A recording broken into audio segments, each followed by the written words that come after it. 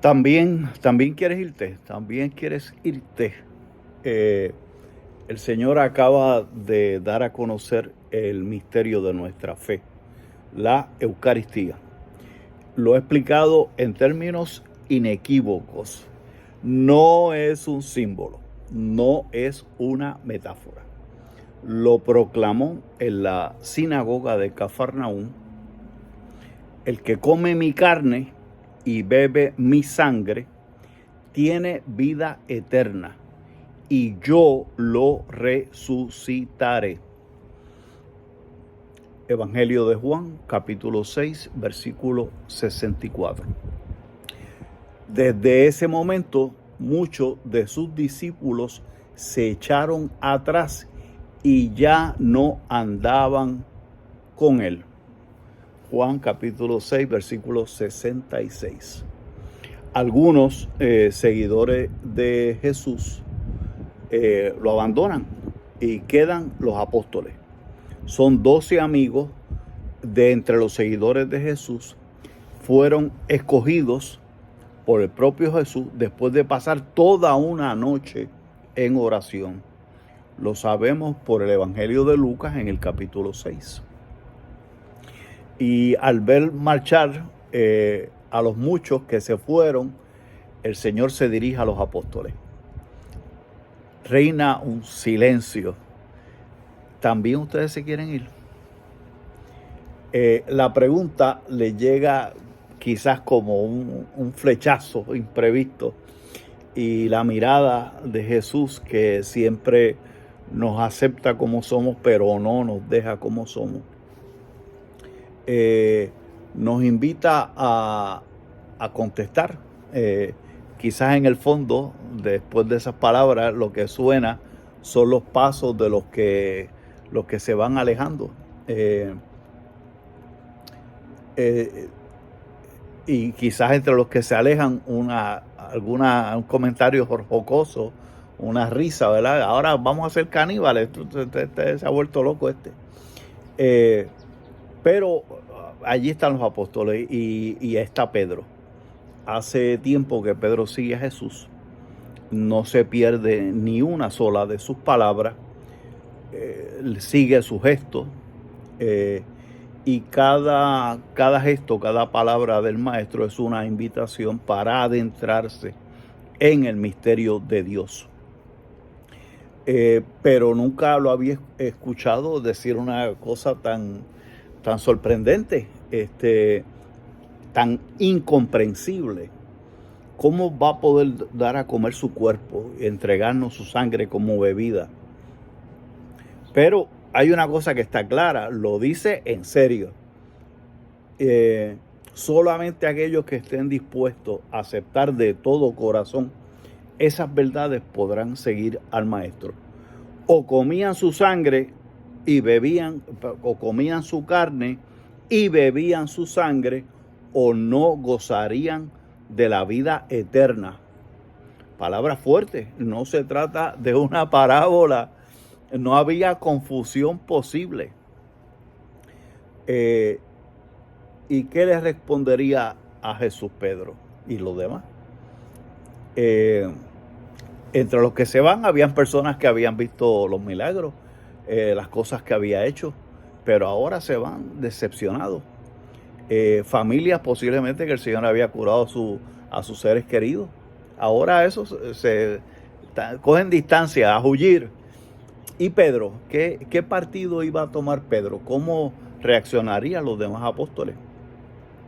Y entonces, en un momento que pareció eterno, un instante que pareció eterno, el pescador de Galilea, Pedro, vuelve a recrear en su corazón las escenas que habían cambiado su vida. Yo estoy seguro que todos hemos experimentado que en ocasiones un evento, un aroma, un sonido, una frase hace que la mente se nos vaya en un viaje. Y precisamente eso, pienso que eso le pasó a Pedro. En ese momento Pedro se iría recordando cuando conoció al Maestro y cómo el Señor se había metido en su vida. Pasó por la mañana un día que el Señor Pedro había estado pescando y ese día no había pescado nada, fue un fracaso absoluto. Pasó toda la noche trabajando en vano. Y ahora lo único que le queda es el cansancio del cuerpo y la preocupación, ¿verdad?, de que falló, de que el sustento de su familia, ¿qué va a hacer?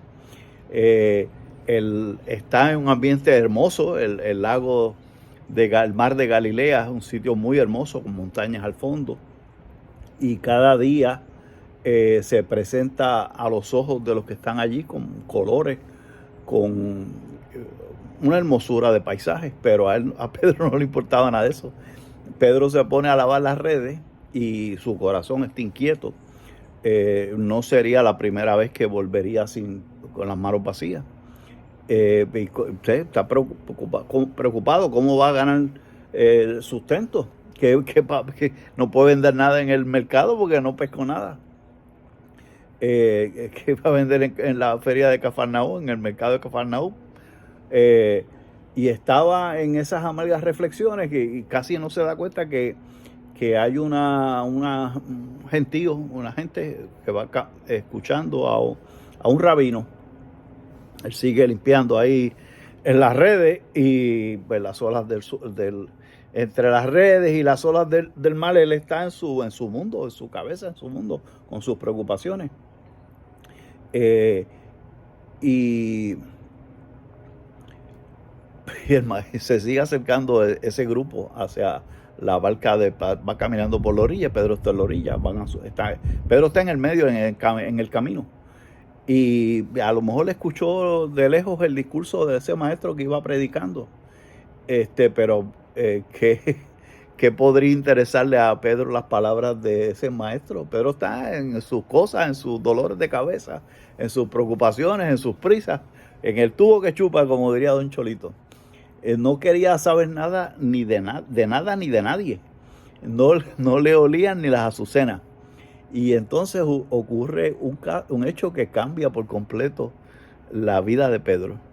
Jesús se subió a su barca. Jesús se subió a su barca. Éramos muchos y parió la abuela.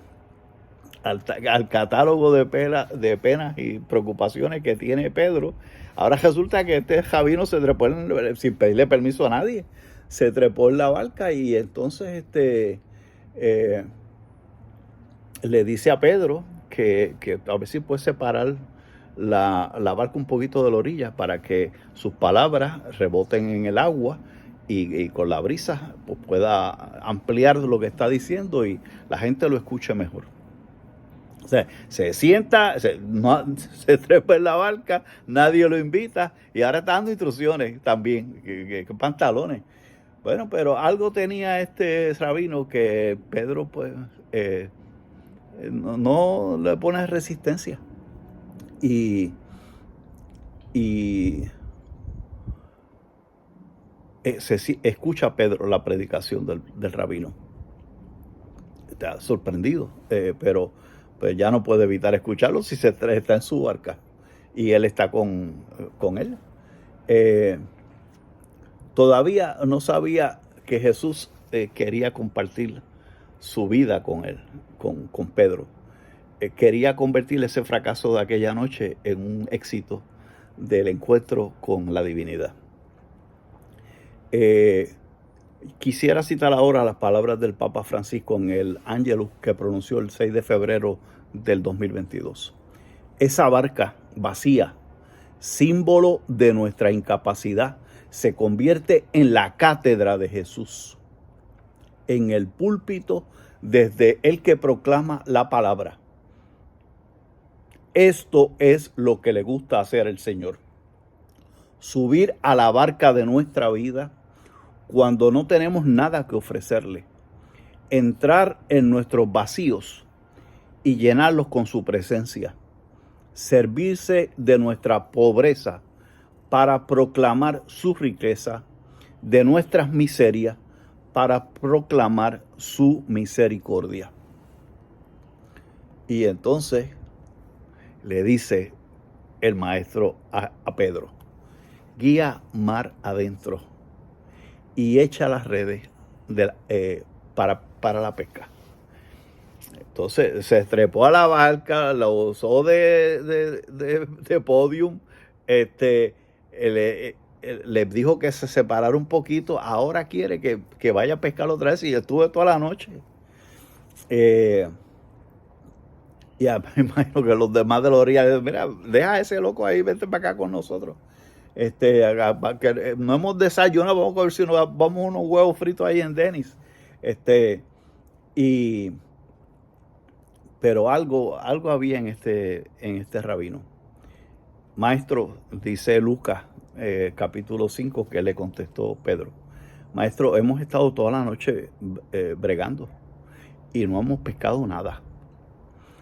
Pero por tu palabra echaré las redes. Ha habido un cambio en el corazón, lo escuchó. Aquí hay algo diferente. Algo que Pedro abre su corazón y que dice, tu palabra es suficiente voy a hacerlo porque tú me lo dices. Pedro estaba agotado. Todo el trabajo de la noche había sido en vano, pero después de haber oído al maestro que hablaba del amor de Dios, del reino de los cielos, ¿por qué no había intentar lo que este señor le pedía? ¿Qué tenía que perder? Bueno, un poquito más de trabajo. Y a lo mejor él mismo se sorprendió diciendo esas palabras. Cito ahora al Papa Benedicto XVI, el 17 de mayo del 2006. Jesús era carpintero, no era un experto en pesca. Y a pesar de ello, Simón, el pescador, se fía de ese rabino que no le da respuesta, sino que lo invita a fiarse en él. Y entonces él había surcado las aguas de ese lago, lo conocía, pero ahora se fía de este rabino y no queda decepcionado. Dice el Evangelio en Lucas capítulo 5, que fue tan grande la cantidad de peces que capturaron que las redes se les rompían. La jornada que hace un momento había sido como un fracaso, ahora resulta que de dónde salieron todos estos peces, ¿qué es esto? Y los peces eran tantos que Pedro empieza a llamar a los que estaban en la orilla, a los otros pescadores, para que lo ayudaran a sacar los peces. Y queda todo el mundo sorprendido. Se dan cuenta de que aquí ha habido un milagro. Y llenaron las dos barcas, dice Lucas, de modo que casi se hundían. Imagínate tú, la cantidad de peces que casi las barcas se hundían. Y entonces el corazón de Pedro se sacude. Cito a San José María en Amigos de Dios en el punto 260. Es Cristo el amo de la barca. Es Él el que prepara la faena. Para eso ha venido al mundo, para ocuparse de que sus hermanos encuentren el camino de la gloria y el amor del Padre. Termina la cita. Entonces Pedro, conmovido, se arroja a los pies de Jesús, Lucas 5:8, y le dice, Señor, aléjate de mí, que yo soy un pecador. O sea, se da cuenta de la grandeza de lo que ha ocurrido allí, se da cuenta que este es un hombre de Dios. Y le dice, mira, aléjate de mí, que yo, o sea, tú no me conoces a mí, yo no soy digno de acercarme a ti. Aléjate de mí, que mi corazón, tú eres santo y yo no lo soy. Y bueno, pero el Señor no se apartó de Pedro. No le dijo, no, yo está bien, pues déjalo, nos vemos. No se apartó de Pedro, no le hizo caso el Señor, no le hizo caso. Y entonces Pedro regresa a donde estamos, que el maestro acaba de decir, el que come mi carne y bebe mi sangre tiene la vida eterna y yo lo resucitaré. ¿También quieren irse? Entonces Pedro, ¿quién contesta ahora? Con esa vivencia de haber estado con el maestro, de haber visto las cosas que vio, haber visto esa pesca milagrosa, cómo el Señor se metió en su vida. Y la contestación de Pedro: Señor, ¿a dónde iremos? ¿A dónde iremos? Tú tienes palabras de vida eterna. Termina la cita. Está en el capítulo 6, el versículo 68. Y todas esas cosas, todo eso que está en las Sagradas Escrituras, se escribió para mí. Se escribió para ti. Cuando lo que me dice el Señor me desconcierta, cuando se mete en mi barca sin pedirme permiso, y cuando me dice cada cosa, pues yo tengo que mirar a Pedro, recordarme de Pedro y recordar todas las cosas que Dios ha hecho en mi vida, todas las experiencias que yo he vivido desde que el primer recuerdo hasta el que tengo ahora, y darme cuenta de que Dios ha estado en mi vida siempre, que ha estado acompañándome siempre, que nunca he estado solo. Y entonces, cuando pase eso, pues, Señor, ¿a dónde voy a ir? Si tú tienes palabras de vida eterna.